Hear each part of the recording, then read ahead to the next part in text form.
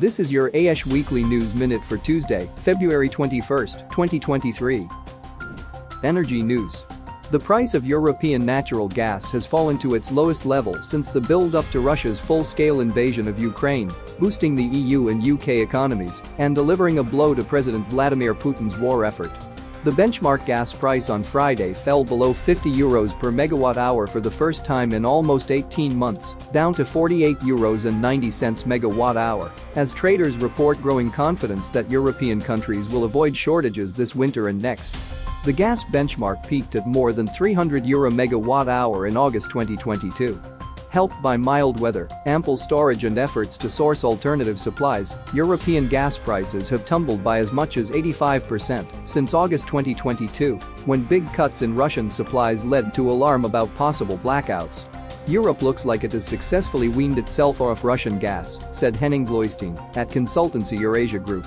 He added that gas was still expensive, but no longer needs to price in the risk of outright shortages.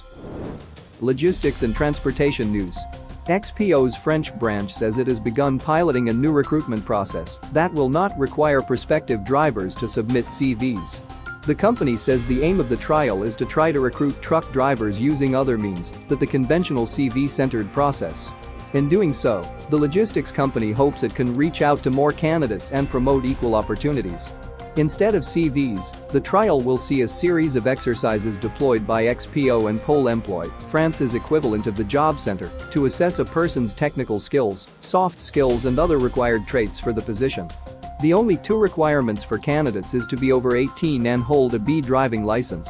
Training will then be laid on to ensure candidates have the skills and qualifications to drive trucks from XPO's Calais depot. Candidates are first invited to a meeting describing the process, which involves simulations, an interview, and training.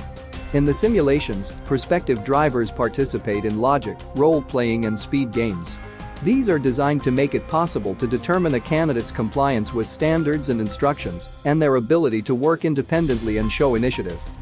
Technology news.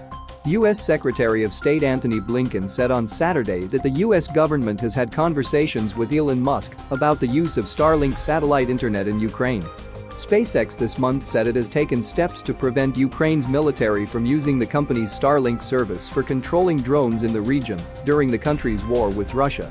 Asked during an interview with NBC News' Meet the Press with Chuck Todd that will air on Sunday whether the United States had asked Musk, the company's chief executive, not to restrict the use of Starlink capabilities by Ukraine's military, Blinken said. "Well, I can't share any conversations we've had other than to say we've had conversations." SpaceX has privately shipped truckloads of Starlink terminals to Ukraine, allowing the country's military to communicate by plugging them in and connecting them with the nearly 4,000 satellites SpaceX has so far launched into low Earth orbit. Russia has attempted to jam Starlink signals in the region, though SpaceX countered by hardening the service's software, Musk has said.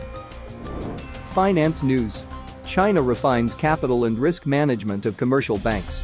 China's banking regulator and the central bank plan to adopt a more differentiated regulatory system for assessing commercial banks' capital adequacy and risk management in a step to better prevent risks in the country's financial system. The China Banking and Insurance Regulatory Commission and the People's Bank of China on Saturday jointly released amended draft rules that they said aim to help banks continuously improve the precision of risk measurement and guide banks to better serve the real economy. The draft rules, which bring the banking sector closer to global standards, will divide lenders into three groups based on business scale and risk level. The rules will apply a differentiated regulatory system to banks. Lenders with a relatively large scale of assets or relatively large cross-border business will be under stricter capital requirements and will have to disclose more information to regulators. Global news headlines.